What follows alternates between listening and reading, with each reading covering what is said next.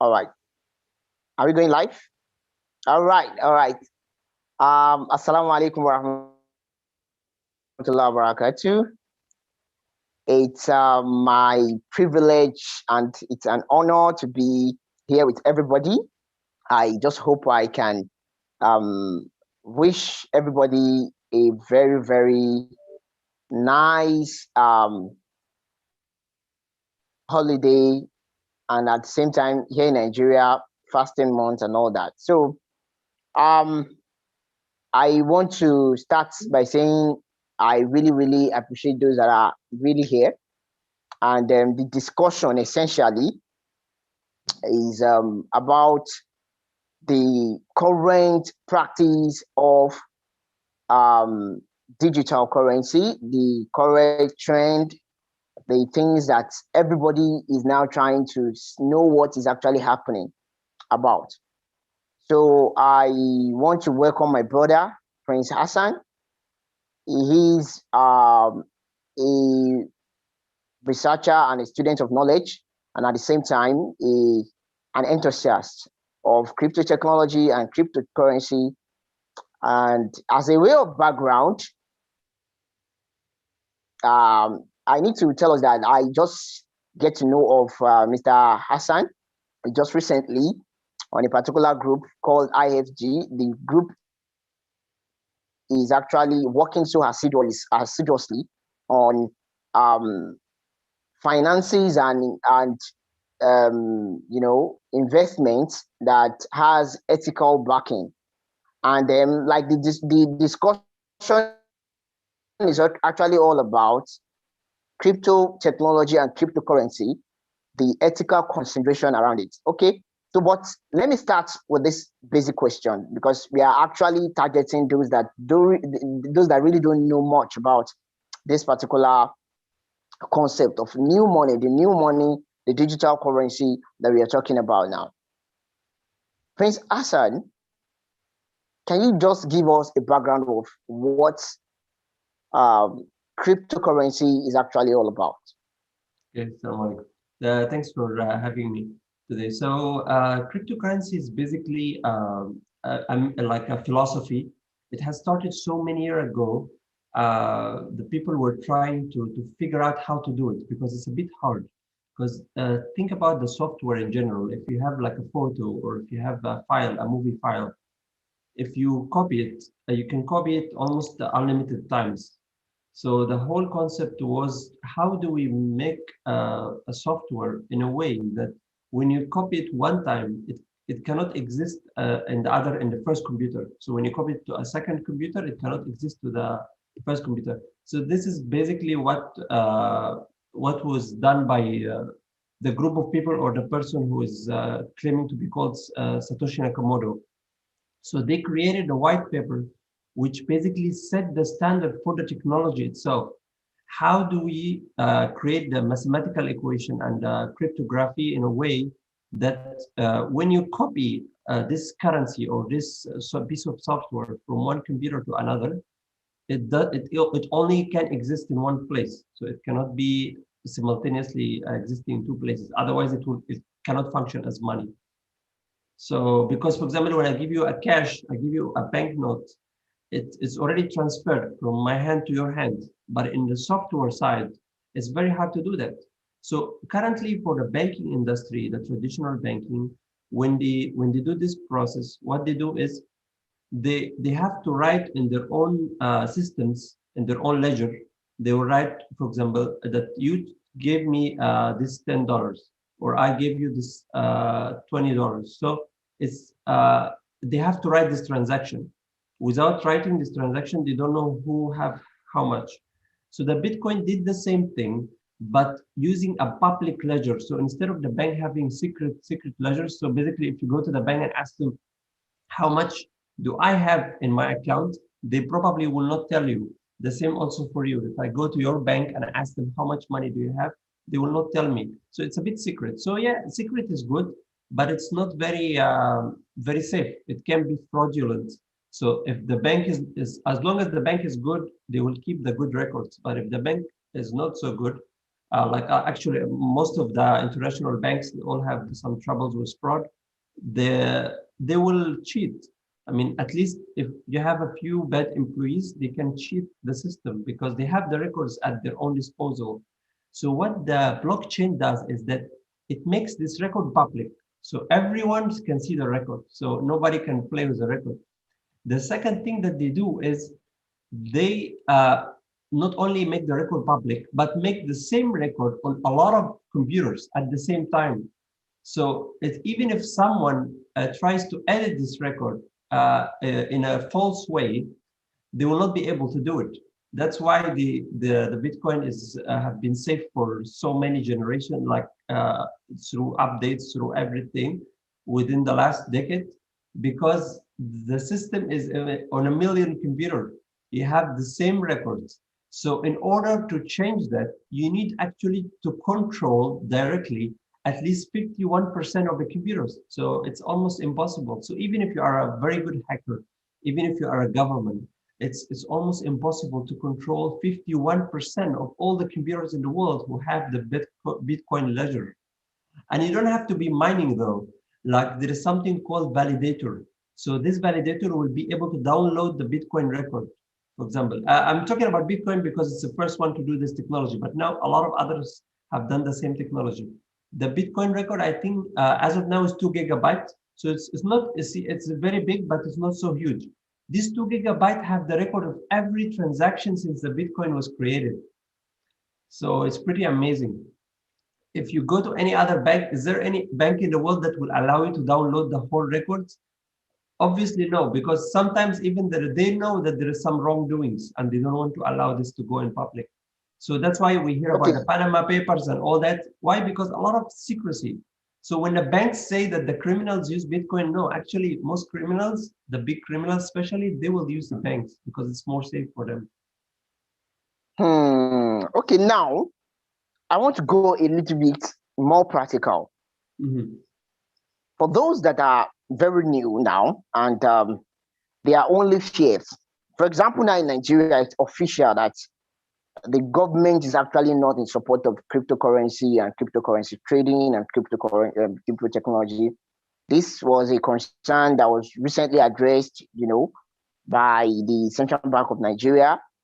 So, but before then, there used to be a silence at the level of the government. The government only wants that don't put your money in cryptocurrency, don't put your money in crypto technology. That has been the warning. And even recently, in Nigeria, we had another situation where the government even issued some statement about that some few days ago, that people should not put their money in Bitcoin and cryptocurrency. Now, the concern over the years has always been that the volatility of the market. I'm coming into the market with money and I'm buying a stake, or I'm just taking some amount of money in a particular program of crypto. And then after a while, the market can go up and it can come down. So if it comes down, I lose my money. If it stays up, I make more money. Now, how can we say this is actually something that is encouraging to be ventured into, considering the fact that this thing is also, it's also a program. You understand? It's a software, and we all understand that since it's a software and it is human being that's created that particular thing. There's an adage in our language that says that, I would say it in my language because we have some audience here that might understand it. Oyiboto she pencil, ulo she eraser. What it means basically is that the man that manufactures the pen, the pencil, the lead pencil, is the same man that manufactures the eraser. Are you with me on that page? Now, if that is the case, you've said that until someone is able to hack about 51% of the computers and all that, is there a possibility of actually looking into the future and seeing a possibility of this same thing being hacked. Having it in mind that I noticed I was on a platform yesterday. I want you to address everything together. I was on a platform yesterday and someone was actually reporting a fraud on a particular platform. It is not Binance. I think on a platform where exchange occurs. I think the platform was hacked and people's investment and investment were lost to that particular company. So these are the fears, and how do you think things like this can actually be mitigated? Okay, so let's start first with the explaining about how does it compare to the actual cash? Because basically the people would be worried, might be worried about this being software, and software can be corrupted and all this. So first of all, let's talk about the amount. So the amount on the market. So for example, if the government, how many cash is on the market? Because the more cash you put in the market, the less value it gets, and that's how we get the inflation in the currency in general. So currently for almost all the national currencies, the fiat currencies, the cash, the government don't have any limit on their printing. So yes, they have some understanding and some like guidance between the countries they agreed upon, but there is no hard limit to it. That's why a lot of currencies which have like a lot of cryptocurrencies which have unlimited printing also, they are actually very unadvised and very unrecommended. Even like big currencies like Ethereum, it's like one of the biggest cryptocurrencies. So even those is not so recommended, and right now are even trying to update their system in a way to allow to reduce this inflation. Because basically, when you have any system or you have unlimited things without anything really backing them up, then the scarcity issue is not going to be there again. Yeah. Yeah. So that's why, for example, for Bitcoin, no, there's a hard limit. So this is how you can compare it. Like it preserves the value. So when you put your money in, it's even though the price fluctuates, but in the long run it will increase. Let's take a very practical example that most people would be familiar with. If you go to any big city, the capital city of any country, you have the downtown area, right? Like the place where everything is there, the banks, the companies, the government maybe. Is there the land there? How much the price of the land in this area? It's usually on the up and up, right? Why? Because it's limited. And you cannot just create land, right? There's limited space. Yeah, you can branch out, but then it will be a different land. But the land within the city center is limited, and it goes on and on. Like the most popular, for example, if you go to London, to the downtown area, or like they have, I mean, the price can almost reach unlimited levels. So even if the building is small, it still can get an enormous value. So the same is for anything that's limited. Anything that's limited gets to increase in the value. And the concept which a lot of people don't know about is that gold actually is almost unlimited in a way, because they keep mining more gold each year. So it's not even the same amount that's being mined each year. It's more each year. So each year, the amount of gold that's being mined is actually more than the year before. So it's crazy. So I mean, the gold inflation is almost at I think almost at 3%, while the Bitcoin inflation is almost at 2%. But the Bitcoin inflation is temporarily, because with each 4 years, the Bitcoin inflation is used to half. So after 4 years from now, the Bitcoin inflation will be only 1%. After another 4 years, it will be 0.5%. And it will continue on until the year 2140, it will be zero. But the gold is quite the opposite. It actually, the inflation is increasing each year because the technology and the machines that's mining are actually getting better. So the actual miners for the gold mines, they are actually getting better. But for the Bitcoin, because it's cool, it's actually more secure. Let's go on the if you are let me just, if you're just joining us, this is a discussion between myself, Amoo Abdulakeem, and Prince Hassan of Indonesia. And the discussion has been about the cryptocurrency and crypto technology for beginners and the ethical considerations around it. Okay, so we've been looking at what crypto technology is and some of the features, and he just briefed us about some of the features, which include scarcity, which include decentralized control, and these are some of the things that we have actually considered. So thank you very much for joining us. Now, this discussion, I believe I can really summarize it like this. If you are here and you're very new, what Prince Hassan has just said is that crypto technology is a program, okay, that is devised. Please correct me, Prince Hassan, if I'm wrong. I'm just trying to summarize before we go to the next discussion, because I'm not an authority and I'm not a professional. Prince Hassan is the professional here, and I hope he's going to give us much of the things and much of the tests that we really want to quench as regards to crypto technology. So the summary is that crypto technology is a program, okay, that involves a whole lot of calculation and mathematics, okay, that involves blockchain, that is so many computers that we call node interact together to be used in writing a particular program.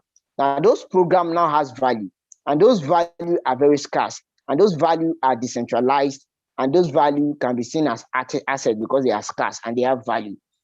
So, and they have intrinsic value, and then he compared it to gold, and he differentiated the difference between gold in terms of and cryptocurrency in terms of their inflation rate, and then this is where we are now. All right, Prince Hassan. So let's talk about the fraud. We are now going. The hackers. Hello. Yeah. So basically, for the hackers, to continue on your previous question. So for the Okay. All right. mostly what they do, Okay. they will attack the exchange. I was actually going there. Yeah. So basically, what they do is they will attack the exchanges. They can attack the system itself. So what they will do is they will focus on the exchanges and whoever is holding the money themselves. So they are, because exchanges like where you go to buy the cryptocurrency from other people, they will have a lot of inventory, right, for the cryptocurrency. So they basically will attack them, not the system. Yeah. So when you hear about attacks for the cryptocurrency, it's mostly just hacking a single computer and taking their own money. It's like, for example, you're robbing a bank or you're robbing a home, but you're not really hurting the software itself. So the software itself is intact. So up until now, Bitcoin, for example, never been hacked. Okay. And we will go to the next level now, which is that about the 51%, a lot of new cryptocurrency are even resistant to this 51% attack. So even if you have control over 51%, manage to hack 51%, you still cannot hack it. This is all the new technology that's being developed for Ethereum and for other cryptocurrencies as well. Like you can hear about Cardano, Algo, all this cryptocurrency, the new technology called proof of stake. This is a different technology than Bitcoin. It's a more high technology. So because it's more new. So they have seen what is the problem with Bitcoin in the technology, and they make it even better. So Bitcoin is up until now is very safe and it's very strong, but they are even thinking about the very far future. If we have in the future something that we cannot imagine, someone can really control 51%, there is even other cryptocurrency that's more safe. So if you are searching for something more safe, you will find. If you are satisfied with Bitcoin, you can get that. If you need something more safe, you can get the other things. So this is not financial advice, but we're talking about the technology. Like there is levels to this technology. It's not just one thing. There is a lot of things.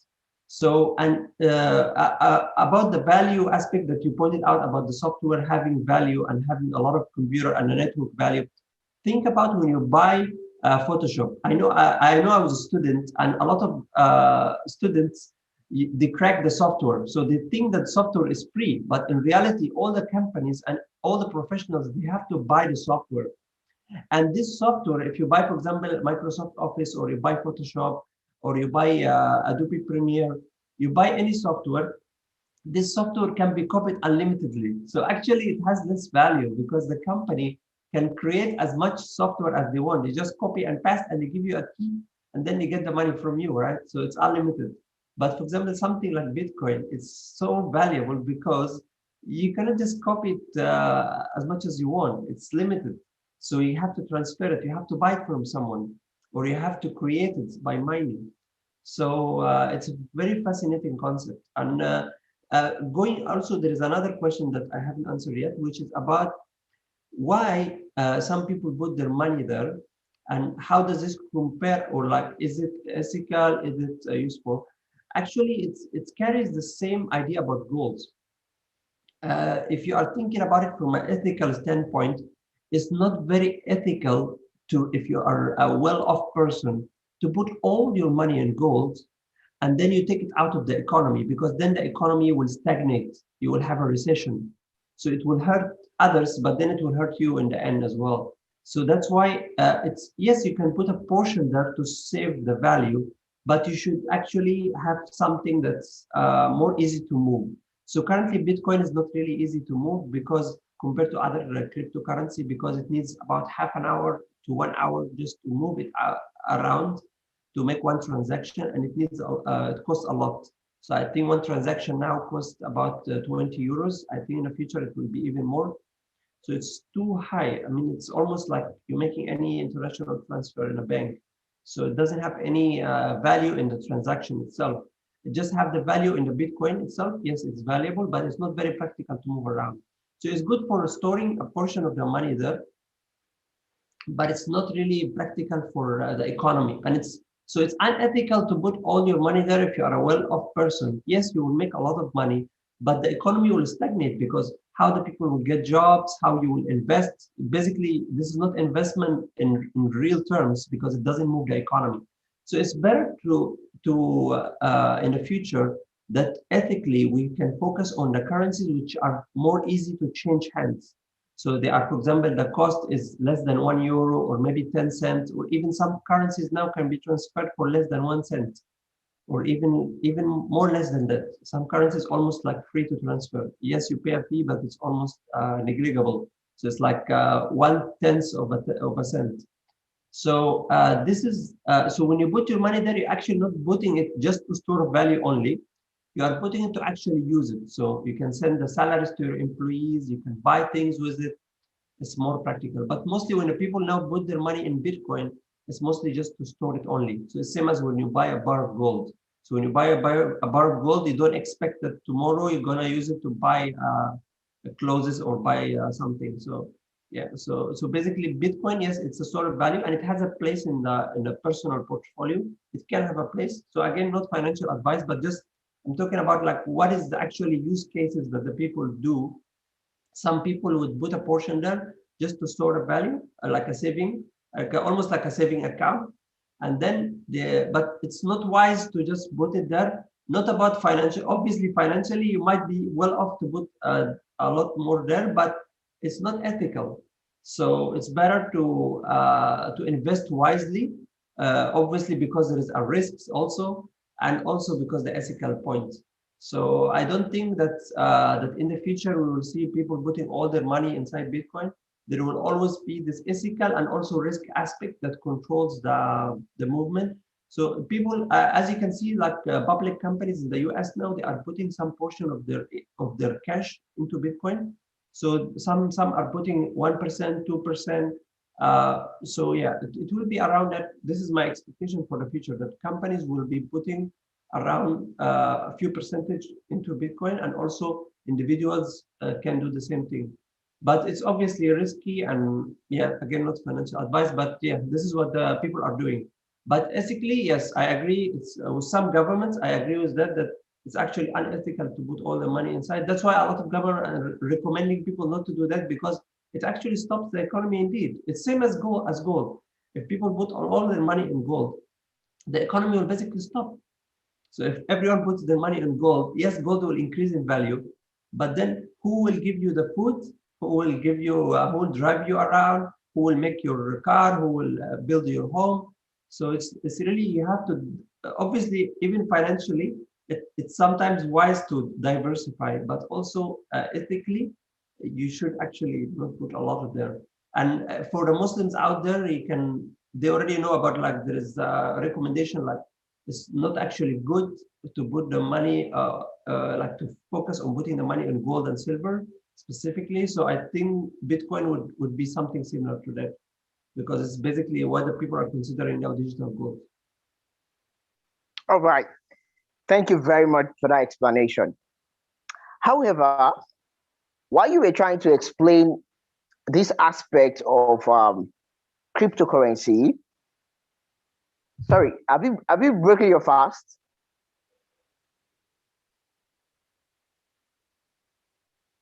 Yeah, You're taking water. yeah, I'm All drinking. right. Okay, it's not iftar yet.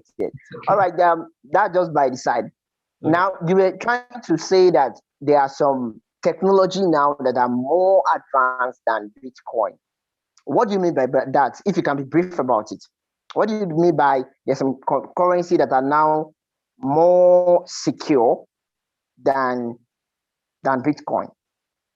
Okay. And how do you know such technology? Okay. So Bitcoin, the technology, the term used for it is called proof of work. Proof of work. It means, like, you have to prove that you did the work.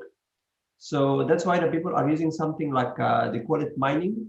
So they get a computer and they use the power of this computer, which is basically work. So the computer is working for them to create this currency. So the difference is that the new systems are using something called proof of stake. So instead of you having to spend all this electricity, basically wasting a lot of energy and also costing a lot of money, you just use your own coins to prove that you have the voting rights. So imagine it's a company and everyone have shares in this company and you have voting rights. So for example, if you have more shares, you have more voting rights. If you have less shares, you have less voting rights. So using the voting right, they vote on the transactions to prove that the transaction is good, and then they can validate the transaction. So imagine if they are an employee at the bank. So in the Bitcoin system, an employee at the bank would be using their computer power to check if this deposit is fraudulent or correct. But in the new systems, they are using the power of their logic. So they're using their mind. This one is good, this one no. So it's more high level, it's more smart way to do it. And it's obviously more safe because the proof of work can be hacked maybe in the future. So obviously now it has not been hacked, and it's almost impossible to get hacked. But in the future, we don't know. But for the proof of stake, it's almost very hard to hack the logic, right? To hack so the logic behind the proof of stake is so much practical because it's dependent on an equation. So unless you change the equation, you cannot hack it. Obviously, I Yeah, mean, yeah. I in the think future you can, but I mean, I agree. now I to think our I knowledge, agree with you. doesn't seem to be the I case. agree with you. I've seen a program like that. I think I worked on one program. Mhm. I don't know if you've heard about it. Everypedia. No, I haven't. Everypedia. Okay, Everypedia. They are working on a system that looks like that of Ethereum, Mhm. and they ask you to write article, just like Wikipedia. Okay, Mhm. you write an article, and then the article, definitely is a logical thing. So Mhm. when you write your article, then people vote for it based on the content, how relevant it is to Mhm. truth. So, and then the more content you write, the more tokens that you are going to be getting, Yeah, it's and your something. tokens will get back. I get the concept. So the And new then technology, the proof of stake is something very similar, but it's very fast and it's very automated. So you don't actually have to think every time for the transaction. It's done automatically, but it's using a software. So everyone who have this currency can download the software and can do that. And also, you don't have to have. You can give the voting shares. So for example, imagine I'm not a technical person. I can give my voting rights to someone who I trust, and they can use my voting. So they not take my money, they only take the voting rights. So they take your voting rights and they vote on the transaction themselves. They check it by using their own software and they verify the network. And by doing that, they get some reward from the network because the people pay the transaction fee, right? So they get this transaction fee. So that's how. Sorry, please. So they call this. I understand it. So yeah, I so they call understand. this staking. I understand what you have said now, but I'm concerned about something. Yeah, sure. I'm concerned about someone maybe there that might not understand it. Can you reframe it and just tell us in terms of a simple term, in another way. So like the difference between proof of work and proof of stake? So like let's just make it simpler. Yeah. So proof of work, I mean, it's already clear about using the computer, and it's an old technology. So let's just focus on the proof of stake, because most new currencies are all proof of stake almost. Even Ethereum will also become proof of stake in maybe a couple of years. So the proof of stake is, imagine you are the owner in the bank, not the person who depositing the money. No, you are the owner of the bank, and the bank have many owners, right? Okay. And each owner have the share in the bank, Okay. right? So when the bank get the transaction fee, so for example, you send to your friend, I send to my friend, the bank collect the transaction fee, right? Okay. Who gets the transaction fee? The bank owner, right? Yeah. Exactly. So that's the same as proof of stake. So proof of stake is, the new technology is that you are the owner in the bank. Oh, you are the owner in the whole network. So when you put your shares, you say, oh, I have 10 of this currency. This means I have 10 shares.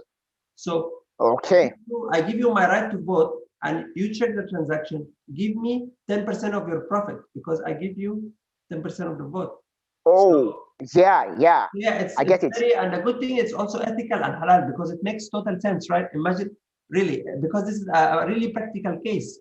You are voting on the transaction. You are doing the actual work, which is validating the transaction. But I'm a share in this company. I have a share in this company, so I should get a reward. I should get a profit out of the transaction fee. Also, to be sure about this, because there are some currencies. Imagine like BNP. So BNP, which is called Binance Coin, it's a very popular currency. I think now it's number 3 after Ethereum. They say that they are staking, but actually, from what it appears, I don't know in the behind the scenes, but from what it appears, that it's not really staking. It's more about interest. So maybe for it's more about interest, to give you interest on your money. Okay. So, yeah, maybe for some people it's ethical, but maybe for Muslims it's actually not ethical, because you're not really getting the money for the work that's being done. You're just getting a fixed income, which is unsustainable in the Islamic point of view. So that's why it's better to stick with projects that actually does staking. So actually does the process of staking, which is that you give you shares and you get a portion of the transaction fees. All right. That's, in fact, I think you can't. I've not gotten a better understanding than what I've gotten now. Thank you very much for that. So if you're just joining us, this is crypto technology and cryptocurrency. Okay, ethical consideration around it. The link in the description. Yes. And again, if you're just joining us, you need to subscribe to this YouTube channel, and also my YouTube channel. I'm talking about your channel, for Amoo channels. My channel is Abdulakeem Amoo. More of this kind of interviews will be coming up. It might be coming into cryptocurrency, it might be coming into several other things. Now, before I go to the next question, I need to also sound a very good caveat here. I don't want any of our audience to see any of our discussion as a direct financial advice. Yes. There is always a popular slogan in the crypto world. People will say DYOR, do your own research. Yes. All right. So what we are basically doing here now is to show you how to actually do your research, to give you some hints, to actually give you insights in how you can actually do your own research. All right. Exactly how it works. But obviously, for each person, nothing is recommended, because each case by case basis. So you need to do your own research to check what you need, to check everything, to see if this is even a topic for you, because maybe for some people they need to stay away from that because it's very risky. All right, all right. So that's perfect. That's perfect. Thank you very much. So now we are moving into another level of discussion now. We know what crypto technology is. We know how it works. We know proof of work now. We know proof of stake. We know proof of stake is now the advanced level of proof of work, and we know new currencies are now using Your sound is cut. I think you muted maybe, or the video is proof of freezing. stake. Me now as a novice fresher, okay, I'm a new person, and I see people actually making money from this thing, and I don't want to go unethical. From the discussion we had on IFG, I learned that there are some projects that are used that some companies are using to even fund something that are not halal. For example, lottery, something that are not ethical. For example, alcohol or something like that. Okay, so if you choose that whatever you want to be putting your money, you want it to be something that will be ethical too, based on your own risk assessment. Okay, what are those KPIs? What are those key performing indicators that I can use to actually pinpoint that, okay, I can go for this coin, I can go for this currency? And for the purpose of explanation, for those that are very new, there are two types of cryptocurrency. Okay, for the purpose of this discussion, it's either Bitcoin or altcoins. Altcoins are other coins that are not Bitcoin. Okay, so now, Mr. Prince Ari Hassan, I don't want to call you Mr. You're a prince already. So I hope you come to, when you become a king, you come to Nigeria and celebrate your your king for us. So now, what are those things I can use to know which one should I go for? I'm not talking about, we are still coming to profitability. We are coming to indicators that will tell us whether we should buy or not. Okay. I'm talking about indicators that will tell us, is this thing ethical or not? What should we look out for? Okay. You just mentioned one now. You just mentioned one now. Tell us other things. Tell me, as an individual, I'm considering the ethics. How do I know if I want to? Okay. So basically, obviously, again, like we cannot suggest for a specific coin or a specific thing for a person, because everyone is different. But for me personally, I prefer to go for the coins that have actual utility. So the coins that have long-term perspective. So some people will go for the what they call the bump and dump schemes. So it's almost like a scam in a way, because the price go up so high and then you try to sell before the price fall down.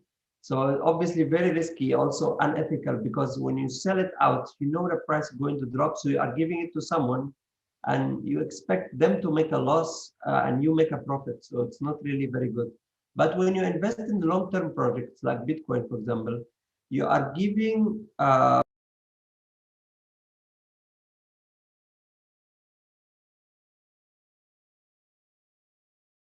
Hello, are we together? yeah. I'm sorry, I think the stream was cut for a minute. Just give me a second. I Okay. don't know why. I think it's just an error in Zoom. Let me just check, make sure the YouTube is actually streaming as well. Okay, please check. Yeah, the YouTube is back. YouTube is back. Okay. So okay, how many participants do we have now? Again? How many participants do we have now? I don't know. I think there's like 2 persons watching or something. No problem. We are together. Yeah. All right, let's go on. All right. It's a good conversation. Hopefully, some other people watch it later. So basically, for the if you are investing for the long term, the good thing is that it's you can think about it also in an ethical point of view, that you know something is value. So for example, it's same as you buy gold, right? When you sell gold to someone, you don't expect that they are getting a bad deal, because at the end, sooner or later, the price might appreciate. So you are giving them a good quality product. It's same as when you sell any product. But when you sell a bad product, It's like, for example, the pump and dump schemes that we see all around without mentioning names. So we know a lot of hype coins. They just talk about in social media a lot how buy this coin is going to increase in price. So if you solely buy just to increase in price and then the price will dump later, when you sell the price, even if you sell a price and it's already high and you make a good profit, you are actually, if you know about this, like if you consciously know about this, you're actually committing a bit unethical act because you're selling it to someone who is unaware that the price is going to fall down, and you're almost like scamming them. So it's almost like, for example, Yeah. imagine you have a food that you know is going to be bad before this person eat it, and you give it to them anyways, just to make a quick buck. So yeah, that can be unethical. So basically, the more the project have utility for the long term, the more it's ethical it is. And obviously, the more value it is, because imagine Oh, if you buy a that's product that doesn't have any value. Yes, maybe the price is high today, but let's think about 5 years ahead. Which project is more likely to have a value? The project which has actual utility and can be used, or the project that cannot be used? That's why actually now we okay. can see in the market, even as we speak, the Bitcoin dominance, which means how much like share of the market the Bitcoin have, is reducing. Why? Because its technology is old, it's not easy to transfer, and it has all its downsides. So in the long term, the good project always wins. The better project always wins in the Mm, long term. Obviously, this can mm, be different from time to time, and we cannot predict the future, but this is the general understanding, and it's also the ethical thing to do, to invest in something that has value, so you can give value for yourself and for other people. So whenever you want to sell it, or whenever you want to exchange it with goods, you are giving them something of value. yeah, yeah. I completely understand. In fact, recently I was reading a book, and the author was trying to look at the various applications of the cryptocurrency. You know, they looked at so many aspects of life. They looked at payment systems. They looked at even healthcare. They looked at medical records. They looked at so many things that it could actually be applied onto. And I begin to wonder why people are now having issues with its emergence, especially in the developing countries where we have resistance from the government, acceptability, and all that. But then I can actually understand the applied from what you just explained, being that they don't want their own fiat money to be completely locked into that system where they can actually cash out, which is going to really, really affect the economy. But then in the developed countries, we are seeing something that is even different now. We are hearing a kind of rumor now that even the US dollar is now likely, I mean, not US dollar, I mean, the US government is likely to be buying some of these things. Investing in some of these technologies, and yeah, adopting it as a system of exchange and currency. So this brings us to another balance of discussion. Okay, now I have considered the ethical consideration, one of which I can actually use is the standard you just talked about in terms of value. You're talking about we should actually go for the ones that are actually give value, because in the long term and in the real sense, it is whatever that gives value that stays, whether we like it or not. Okay, okay, and they say the opposite of these is those that we call pump and dump. That is and you just explained everything. Now, boss, let's bring it on to another discussion. This discussion we are coming into now is this: we have platforms. I think I was trying to ask that question earlier, but you probably didn't get my question. We have platform like Trust Wallet, like Binance. Okay, there are some platforms now that people are noticing that those platforms is not the system, it's not the crypto technology system. Those platforms are being hacked. I don't know if you understand what I'm saying. Mm-hmm. Those platforms, they are just trading platforms. Mm-hmm. Okay, some of those platforms are being hacked. What do you have to say about this? So basically, mostly the ones being hacked are mostly the smaller, unexperienced platforms. So, and this is not very common nowadays.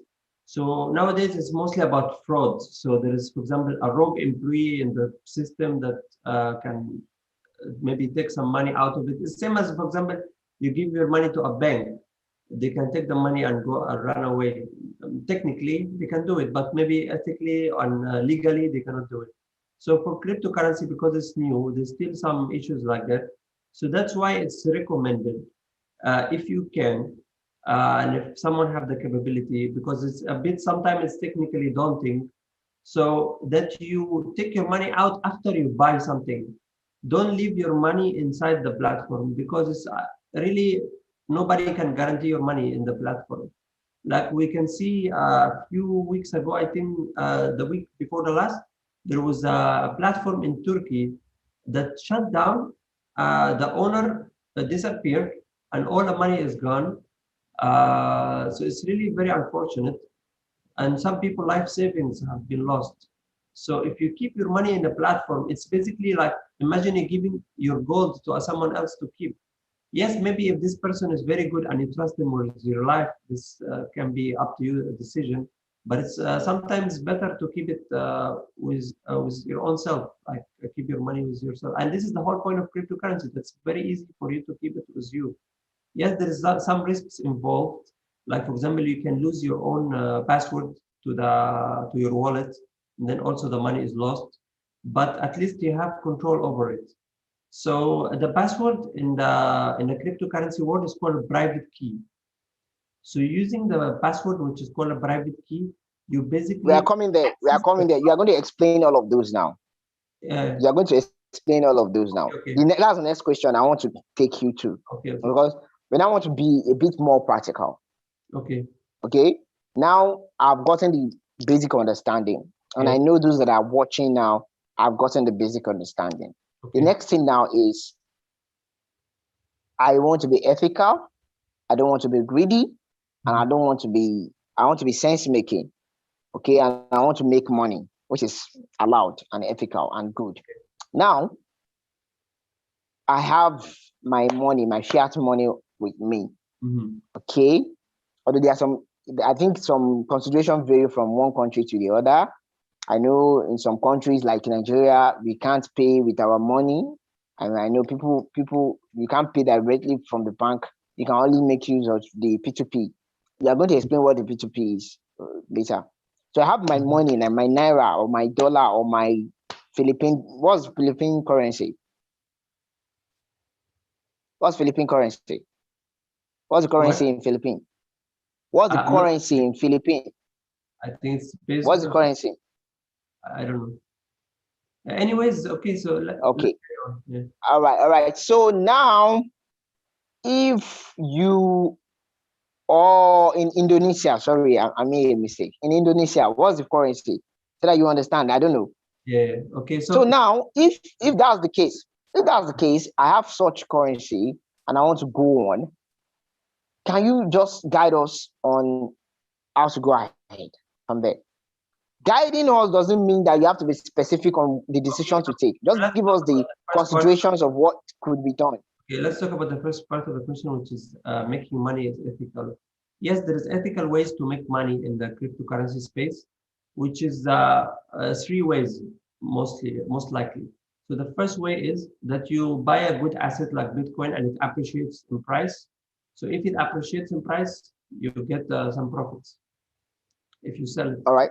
The second way you can make money is that you can keep a good currency, like for example like Bitcoin, and then and you can trade it. So for example, today the price increase, you trade it, and then you wait until the price reduces a bit. So it's similar as if you are open a gold shop. So you sell like gold, and then customers come in to sell the gold to you, and then you sell the gold back to other customers. So basically, you're acting as a gold shop. So some people do that also. It's also ethical in a way. As long as you are selling a good value asset, it should be ethical. The third way to do the money which is the new way now actually, is staking, which we talked about a few minutes ago. So you put your shares, your votes to someone who is validating the network, and then you get a percentage of the transaction. So if the network is very busy, a lot of people are sending and receiving coins. They pay all of them paying transactions. You will get a share of it. So usually it's about from Oh, 5% until 10%, depend on how busy the network is. all right. That was very explicit. Nothing can actually be more explicit. That's very, very nice. So now we understand the options now. Mhm. Now I have three options to actually go for. Mhm. Okay, you talked about something now. You talked about private wallets and platforms. Mhm. Okay, Okay. we know Binance, for example, is a very popular platform, and we know Trust Wallet is a wallet, Mhm. right? I don't know if it's a platform like Yeah, I Binance, hear but I about know it, it's but a actually, wallet. I don't recommend trusted wallet. I think they are based in the US. So I think it's better to, if you are not based in, if you are based in the US, obviously it's good for you. But I mean, if you are not based in the US, it's better to go to something that's neutral, because in the US they have a lot of regulations. So you can go to a wallet that's based in Europe. There is Atomic Wallet, there's the Guardia Wallet. These are two of the biggest wallets. Guardia Wallet is more for the advanced user. Atomic Wallet is more for the beginners, and also can be for advanced, but it's very suitable for the beginner. It's called Atomic Wallet, and they give Please, you the access please. to your private keys. I'm sorry. Can you hear me? Yeah, I can hear you well. How about you? Can you hear me? Because I lost the network a while ago. Ah, I see. I see. But can you hear me now? Yes, I can hear you. So Yeah. I was asking about you giving us a background about the types of wallets and types of platform and how we can actually go about, Yeah, you yeah. know. So I'm just talking about the wallets first, and I'll go back to the platform. So we can, for example, because you mentioned Trust Wallet, so I'm just saying that from my personal opinion, I don't recommend Trust Wallet. But I mean, obviously, it's a good company. It looks to be very actually trusted with a lot of people. So yeah, you can do that. But the good wallets, more internationally focused, are Atomic Wallet and Guardia Wallet. They both are very good, and they are European based, so they are more neutral. And then for the exchange aspect, we cannot say obviously to any exchange that they are trusted. I mean, yes, Binance is a very good exchange. Other exchanges also are so good.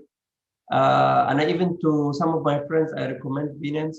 But the exchange, you can never think about exchange as being trusted. Why? Because you don't know this person, right? You don't know the person on the other end. You're just sending your money in, you're buying the cryptocurrency, and then you're taking the money out, withdrawing, you take the money out to your wallet.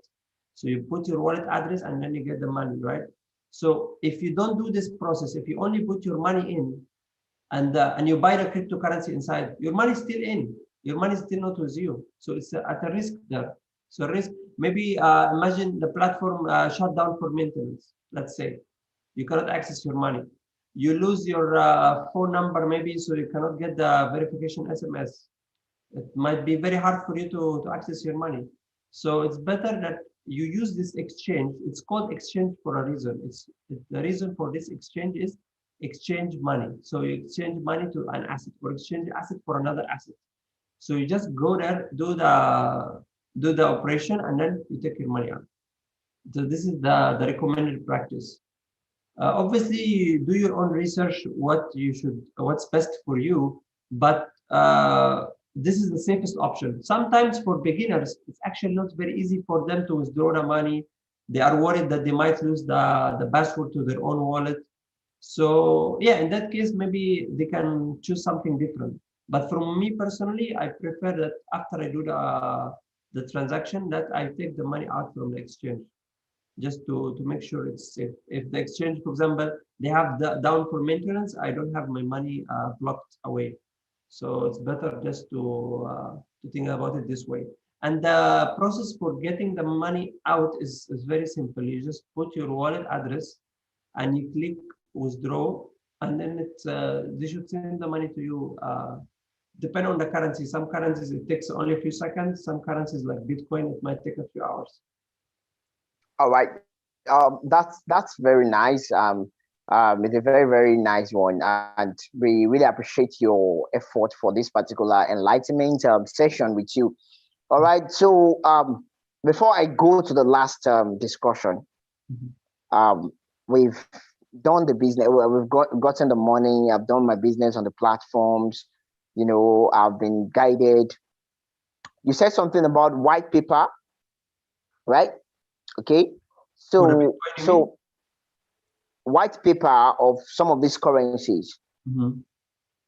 to understand the way their program is, that for you to do your own research, DYOR, you must be able to understand what their white paper is all about, and what their project is all about. Actually, Okay. for the white paper, it's an overvalued concept, because most people will not be able to really understand what's behind the white paper. The second problem with the white paper, focusing on the white paper, is that a lot of projects, especially scam projects, they will have a very good white paper, and in reality, is very different from the white paper. So the white paper is not like a concrete thing. So if they have a good white So paper, tell it's a us. good project. No, sometimes they have a good white paper and the project is not good. So the white paper is the All only right. So what do you now say about those that have? yeah, so when you do your own research, All it's right. everything, not only the white paper. You need also to check what does the expert have to say. You check the markets, you check everything to make sure that it's safe. It's a safe investment, and obviously also depend on what do you need. Do you need? Are you going to trade? Are you going to store value? Are you going to stake? So, for example, imagine you want to stake, but you buy a currency that doesn't have staking, or some currencies are actually like almost scams. So, we'll tell you that you can stake your money with us, and then they will take the money out of your wallet. Wow. Really, one project I was testing, because I like to test the project with small amounts. So I don't want to mention the name, because then they will ask why you say it's a scam, and we'll get a lot of hate comments. But this project, it's not very popular, but one But of the doesn't notable mean projects. Yeah, hello. I can hear Sorry, you. please. Sorry, I don't know. You could object not to say the name, but if it is something that is bad, Uh, that could help some other people from not prevent some other people from not doing the bad thing. I In see. my own view, I don't think it is bad Yeah, I to mean, it's mention not their okay, name. but for me, I just prefer to avoid the hate comments. So I'm just thinking, All right. before you stake the money, check something called lock-up period. Okay, lock-up period. So they Again, basically again, again, again. Log what? lock-up period. So when you put your money for staking, sometimes they'll say, we'll keep your money for this amount of time. So maybe we'll keep it for 5 days, 10 days, 1 week, maybe 1 month. So you need to check this amount, this lock-up period. The second thing you need to check is, does the money go out? So you can do your research, but like checking around the articles and reviews. The second thing you can do is that always try out with a small amount first. Don't put your actual investment there. So try out first. Obviously, also this is a huge risk, because even the small amount can be lost. So you need to be sure. Like I told you, one of the project, they take the money and they take it out to someone else's wallet. So that, for example, a founder or someone, he collect the people money, and then he tells you, just wait until I get the money back for you. So yeah, so sometimes you can get the money back, sometimes you don't know, right? So, but the good staking project, like for example, Algo is one of the best for staking. So when you put the money in the Algo, wallet, right? ALGO. yes, Algo. Either also Cardano is one of the biggest project for staking. Also, you give only the shares. You don't actually give your coins. So you still have the money to spend. Imagine, for example, if the bank, you have a saving account, and then when you want to spend the money to buy something, they say, no. The money is with us now. No, no, no. Yeah, it can be, maybe you put it in a bond or something. Okay, this can be Okay. understandable, but sometimes it's very risky that you give your money to someone who will lock it up, and then you don't have access to your money. Yeah, So yeah, be yeah, careful. yeah, yeah. Projects like Cardano and Algo, nobody can guarantee they are 100% safe, but at least they allow you to spend your money while you are staking. So Yes, your portion of the profit is going to be less, but you still can access your money. That's fine. That's excellent. I think I should be looking up to some of those things later. Do you know that I've not even invest a dime? I've been researching all through. Yeah, that's actually the good thing. You know, for me also, I have been researching since 2014. Yes, you told me. I wanted to buy a Bitcoin. In that time, they have in the mall, they have an ATM for Bitcoin.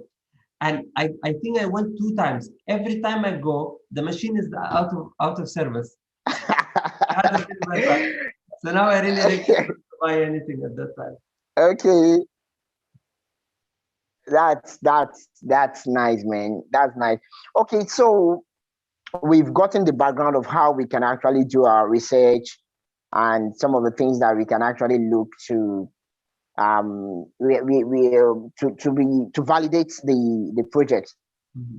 So I'm sure that we have spent more than an hour now, and we should be rounding up any moment from now. But before we go, we've talked about how we can do all of those things that we say ethical and all of those things. The P2P is the section in some of these trading platforms, where someone at the other hand gets your money, then you confirm the person's presence, and then you send your wallet. The person puts some coins in your wallet, and then you pay the money in the the person the fiat currency. Mm-hmm. Something happens to someone that I know recently. A person wants to buy Bitcoin on one of these Telegram group, but it's also a P2P group. The person sends the money and then sends the wallet address. Mm-hmm. At the end of the day, the wallet address wasn't credited. The person sent the money already. Mm-hmm. Some of those people like that, is there any technology that can help in nipping them in the bud? Like, is there any technology that could help, hold them? Until now, there is not.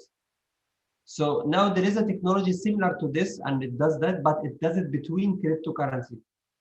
So, if, for example, if you have one, it's called the most common now is called Uniswap or Pancake Swap. So you put the currency in. For example, you have maybe you have Ethereum. You want to change it to some other coin. So you put the Ethereum in, and the other person put other coin, and you exchange. But it's a contract. They cannot cheating, because it's a system. It's automatic. It's automated. So they take your money, they take it, and then you change. So this is what can be done. But with the fiat currency, until now, there is nothing that's concrete. It's always you have to trust someone. Like, for example, you have to trust Binance at least for a few minutes until you do the transaction. But you cannot. There is nothing like full proof. Unfortunately. All right.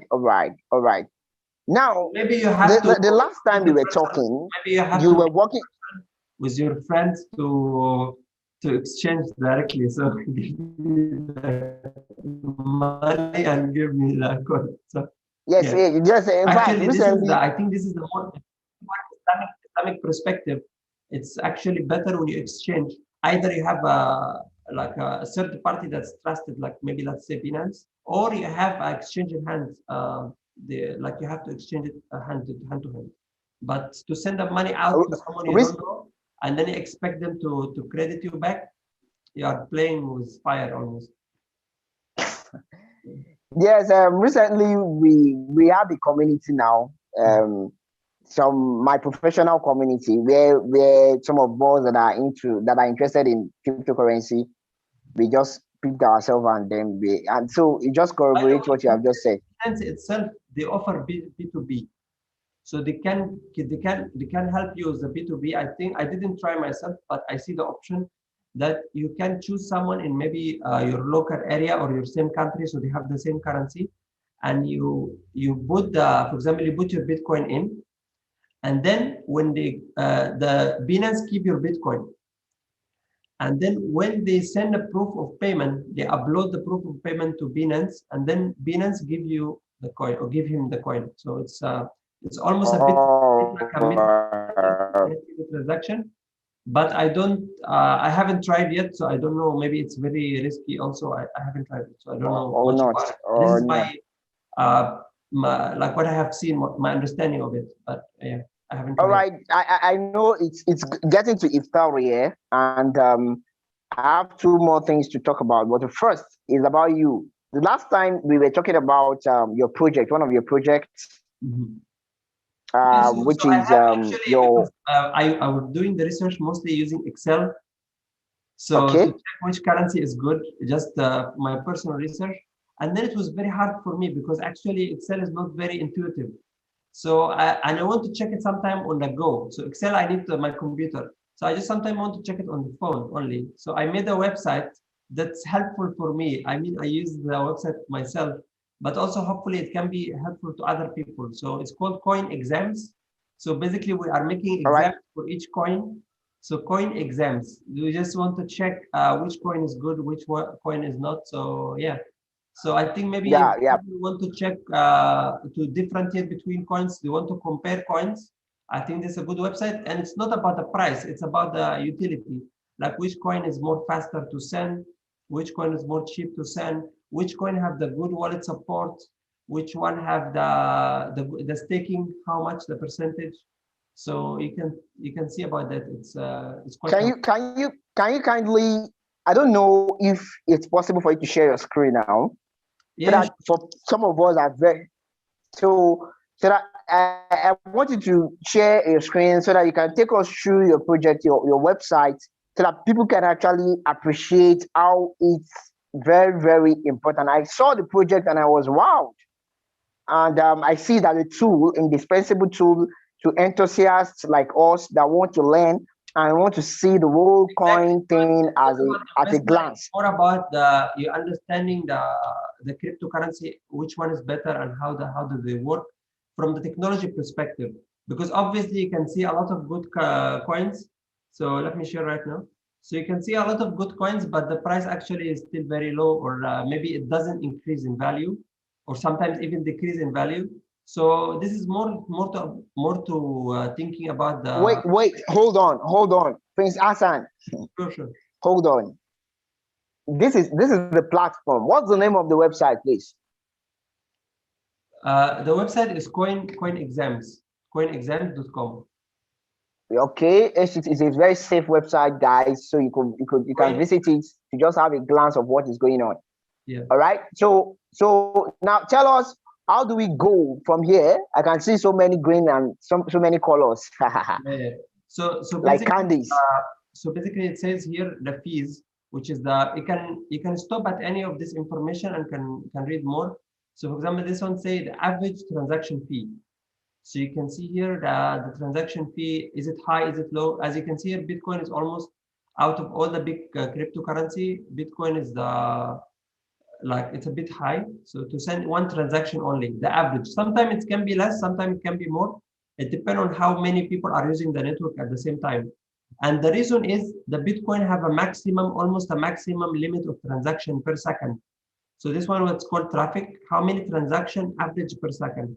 So only 3 people can send transactions each second on the Bitcoin network, which is a bit limited. That's why the transaction is so high, because you need to pay more to allow your transaction to go through. So is this clear about the fees? It's not very clear. So It's not very clear. you send the transaction Okay, let me. Hello, you have to pay the fees. hello, hello. Can you hear me? Hello, can you hear me? Yeah, I can hear you well. I can hear you. Can you hear me? All Yes, right. I can hear So you. what I'm saying is this: the fees.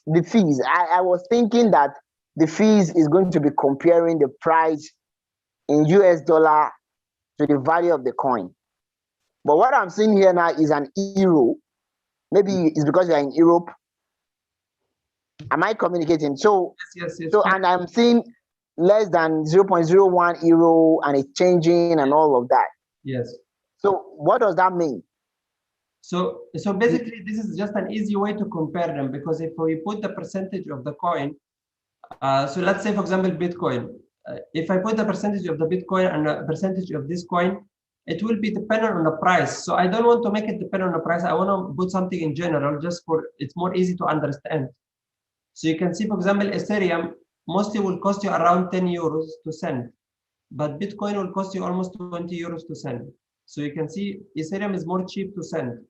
So basically, better function, because at the end of the day, you want to send that cryptocurrency, even you just buy from exchange, you want to send back to your wallet. You want to take it back right after you buy it. You want to take it, or someone, if you buy it from someone, you want them to send it to you. So this amount will be lost. This amount of money will be lost. So imagine you buy 100 euro, you will lose about 10 euro in this transaction. I get. Okay, now I get. I get. Other currency, maybe it's more cheap. So the color basically indicates if it's high or low, or if it's bad or good. So obviously more cost is more bad, less is better. So the less is better. Okay. The yellow is like all right. So or like not an average, but like an acceptable. So for example, if you see here the Cardano is acceptable, you just pay almost like a quarter of a euro. So it's not so low, but still it's acceptable. But if you pay 20 euro, I think for most people it's not really very practical, except maybe it's not practical. It's not practical. Yeah, you're right. And also the important thing here is the delay. So we can see here the delay. It says transaction per delay per second. So so how many seconds does it take to transaction? So for the Bitcoin is almost the highest, other than Filecoin. It takes almost 1800 seconds just to send one transaction. So when I send it to you, we need to wait a lot of time until the transaction happens. So imagine we meet together. I want to pay you for something.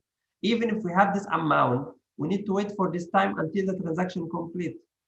Because the transaction is not only one confirmation. Some cryptocurrency like Bitcoin, you need to wait for more than one confirmation. So this time, factor in the full amount of time until the confirmation is done. So as you can see, these currencies, for example, are so good. The Binance coin, the Harmony, and the Algo, so good. Also, there is one new cryptocurrency called Kelio, is also good. Tron, and also Solana is only 1 second. It's almost the fastest. So obviously, it's not the best in the technology because they have other issues. Like, for example, they have unlimited supply, so they can print as much as they want, technically. But but they have good delay time. So it's very, very fast. So I send you, it arrives very fast. All right, I understand that one too. Please, I want to ask one question. What is the difference between Bitcoin Cash and Bitcoin? Okay, so Bitcoin Cash actually was some developer who working on Bitcoin, but they didn't like this one. You see the numbers here, they didn't like these numbers. Yeah. So they wanted to make the better technology. Okay. So you can see here 1800, this one only 600.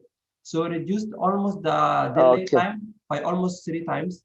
They reduced the cost to send, almost become less than 1 cent. It's so cheap to send. Actually, here, and you can see the exact cost or the average cost, which is less than 1 cent. It's 7 out of 10, so 7 tenths of a cent, something like it's very very low. So the Bitcoin I can see that have better traffic than Bitcoin. So you can see it have almost 4 transactions each second. Bitcoin only 3. The supply almost the same. So the supply means how much coin is already on the market.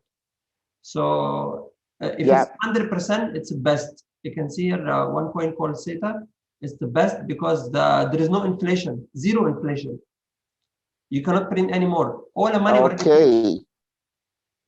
But this one, there's still some money to be printed.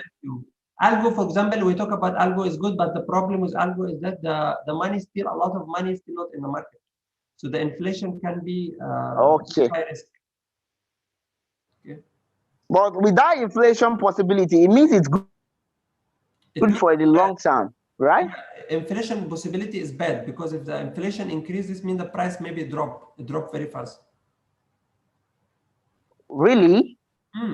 the price can drop or the value can go up? No, if the inflation increase, the value mostly will go down. Sometimes the value will still go up, but it will at least reduce the speed at which the value goes up. Oh, okay. Okay. Dogecoin, they have unlimited supply. I think I don't remember the number correctly, but I think they print almost like 10,000 Dogecoin per minute, something like that, per minute, 10,000. Okay. The market is flooded. Okay. Imagine, for example, you're buying anything, you're buying rice, for example, or you buy any commodity, and the market is keep producing. So what will happen is that you will not be able to stabilize the price. Oh, yeah. Yes, you'll not be able to stabilize it. That's true. Some coins, Now like, I get it now. even though they have unlimited supply, but still they have other good things. You can see almost green all except the unlimited supply. Other coins like Ethereum, they have so many issues now. Now they are actually planning to update Ethereum to something called Ethereum 2.2, I'm sorry, 2.0. 2 point. So 2.0, I think Okay. within the next 2 years. So they're going to improve everything here. They will try to reduce the amount of the supply. They will try to make staking. So this one should be green after 2 years. And also the delay will be less, the fees will be less. So Ethereum is going to go up, hopefully in the utility, maybe after 2 years. The technology will improve for the Ethereum. Okay. Okay. Okay. Now I get it. I get it now. I get it now. But this stake issue now, this stake. Mm-hmm. If I want to be practical about staking, Mm-hmm. is it just buying the coin I've staked? Mm-hmm. Is it just me? For example, now I want to buy, let's say, Binance. Okay. Let's say I'm not considering other issues that has to do with interest or something. Yeah. Let's say I'm talking about stake. I just want to buy Binance. Then I bought Binance. Okay. And then Binance is giving me 19% stake. No, they don't give you what that. Does that. You have to stake it first. So you have to go to the options in the wallet and click stake Binance. So they can basically, yeah. So I think for Binance, they lock up your coin. So they will take your coin, but not really take it. Maybe it's like just lock it up so you cannot access it. So they make sure they have your votes, and then they will give you some rewards on that, some percentage. So what does it mean that they have my vote? So basically, as we say, like Binance is different, as we say, because it's only interest. So they give you interest on your money, like a saving account in a bank. You know, when you put your money in a bank, the bank sometimes give you the percentage, the fixed percentage, doesn't matter. You don't have to think about it. They just give you the money. That's why for me personally, I don't think it's very ethical for me. But Binance is very good. But I mean, for staking itself, I prefer to stake other coins, but not Binance. But I mean, up to you if you want to stake it. Right. It's mostly like a fixed interest. You can choose because the Binance actually they don't have the public network. Like the network is not. You cannot just like mine Binance coin by yourself. So that's why it's not public here. You can see public. So some coins are not public, like XRP. That's why actually they have the lawsuit. Also, it's one of the issues that if you hear about this called a company called Ripple and XRP, they have a lawsuit because of this issue. Part of the lawsuit, at least, that they are the one who issue the coin. So, but Bitcoin, for example, they don't have this issue because the people are the one who mine and get the Bitcoin. Yeah. Okay. So some coins have some questions about their public acceptability. So public, this one is like community governed. It's like most probably the public is the one who govern the crypto. How about the smart and the ready? Again? Smart. Ready. Ready is important because you can see here these coins, they have smart contract. So they have the capability, but still testing. Right now, still testing. So Cardano, they have a very good capability for smart contract, but they are still testing. So they are not, you cannot use it for smart contract now. This one is called smart contract, which means, for example, let's make a contract between me and you, and the contract is automatic. So, for example, I'm doing some work or some job, and they giving me some money. Or, for example, I'm buying a house, and we make a contract. After you give me the house, the money will come to you, something like that. So this is called smart contract. So this technology, some coin have it already available and ready. Some coin doesn't have it. Okay. Already have it. That's why Ethereum, we hear about NFT and all this new technology. They use Ethereum because Ethereum is already ready, and the smart contract is already ready. So yeah. Oh, okay. This nice. And then wallet. How about wallet? So Wallet is okay if they have their own wallet, right? No, all of them have their own wallet, but this one is about the third-party support. So about the Atomic wallet and about the Guardia wallet, which one is supported by the Guardia wallet and Atomic wallet. So most of them are supported except only few. So these few are not supported. Maybe in the future they will be supported, but currently it's not supported. So right now we try to do this. So when you click here, you can see the date here, April assessment. So this means until April, we have this data, but maybe in the future, it's different data. So we are trying to update as much as possible for the data, so it's up to date. So if they add the wallet support later, we can make it green. Okay. All right. Thank you very much, Prince Hassan. This was a very enlightening session with you. It's nice having you. And I must say that you've been very, very exceptional in the way you try to explain, despite the differences in our dialectal, you know, our dialectal way of rendition. So, and I can say that this is very, very enlightening for me. And I can see CoinExam as the one-stop place to actually check out so many informations about. But another thing about the CoinExam is that I'm gathering is not my personal information. It's mostly about the blockchain, because the blockchain is public. So I just try to access this public information and collect it in one place. So it's easier for me and others. It's I understand. It's like bringing the whole information to a point where people can glance. Give me a second. I share a screen again. I want to show you something. So you can see here we have a lot of coins, right? But if you click on any coin, you can see the sources where I get this information. Yeah. Here. For example, we go to Cardano. You can see here all the sources I used to get the information. So you can click on any of these sources and you can read also more. If you want to do more research, you can read more research about it. That's what I'm saying. It's like a dashboard.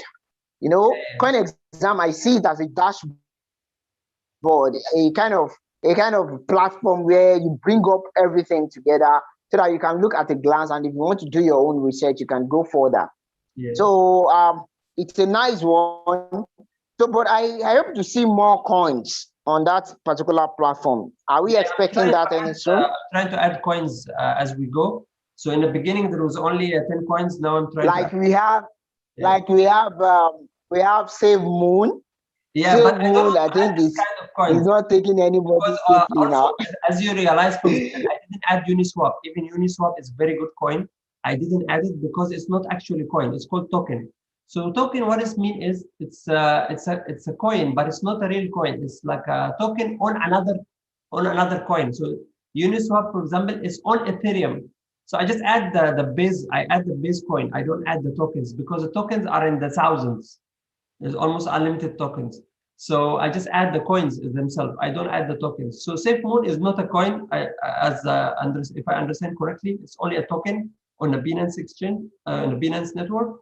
So it's not a coin. So also, if you go for the tokens, it's always more risky to some extent compared to the coins, because the coins, they have bigger developer team usually, and it's more established. But the token, anyone can make a token. I remember I made the token. I think it took only 5 minutes. You just click, I want to print 10,000. So the token, anyone can make a token. So it's not very good investment, but obviously do your own research. I mean, at least for me, I don't like to put any money in the tokens. even the good ones also. All right, I mean, you can that do is it, but understood. it's up to you. You do your own research. But I try to focus here on this Do website you- on the coins because it's more established. Yeah, so we have just 15 coins there. Yes. All I will right, try all to right. add more Thank you coins. very Maybe much. you can add up to 100 coins, the most notable 100 All coins. right, all right, all right, Thank all you so right. much. I was very So glad to talk to you. I mean, and you it's been a very, very interesting evening. do you think any? Do you have any And like something that we can improve about this website, like about this platform, the CoinExams? Do you have any suggestions? yeah, my only suggestion so far, with what I've seen, is that if possible, there could be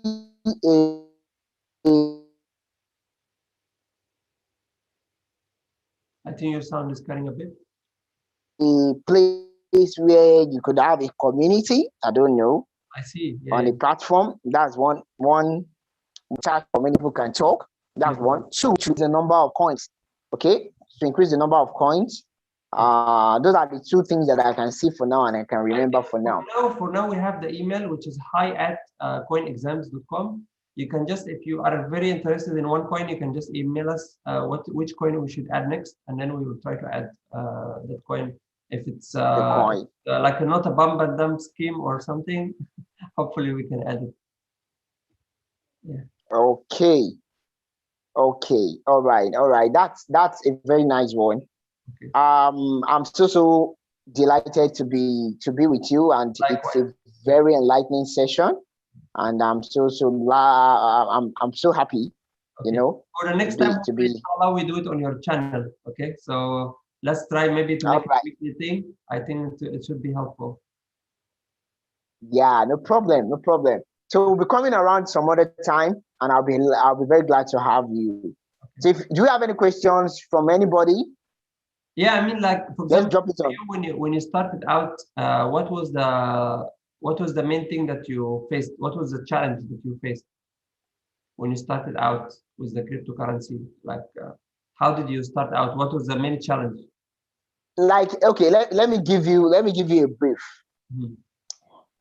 I learned about cryptocurrency when I started giving it seriousness, serious attention when that was in 2017. Mm-hmm. Okay, 2016, sorry, 17. So I was about leaving the uni then, and I was also trying to look out for my internship program as a med lab scientist in one of the teaching hospitals in Nigeria. So I had one of my colleagues then who was also an intern, and he's also a physiotherapist. Then he told me he has some few Bitcoin, and I told him, what's the meaning of Bitcoin? So he tried to explain to me. So I started doing my research then. Until recently, that one of my boss, by around 2019, 2020, I work, Mr. Bello, will call me. Do you know what is happening now? I like, whoa. So until I not participated in the project I told you about, that's Evripedia tokens. That particular project is a token too. They will give you in token, but they compare the token to Ethereum. So the Ethereum, it has an Ethereum value. Yeah. So that was how I began to learn about it, and gradually, I was still having much resistance to put my money. You know, people are putting their money already around me, and I was comfortable with someone, a friend of mine, saying that, how much have I, invested? And I said, I've not put anything in crypto. I'm still trying to research because I've seen that it has so many projects, and I just want to be sure that I'm not supporting what I'm not supposed to be supporting with my hard-earned money. I'm not even talking about the possibility of fraud now. I'm talking about meaning, giving support or giving stake to things that I will not ordinarily want to support. Like I heard that some projects are even about pornography, some projects about some projects are doing some other things. So if there are projects like that, I shouldn't put my money. So that's why I want to just be very, very careful. And that's why the ethical angle to it, I think you have to do even more research. because sometimes the project is good, but then it's unethical, like it's based on lottery or based on something else that's unethical. Yeah. And something on ethical. So those are my concern. But now I think I have a wider view of the whole thing, and I've been schooled, I must say, by your by your by your explanation.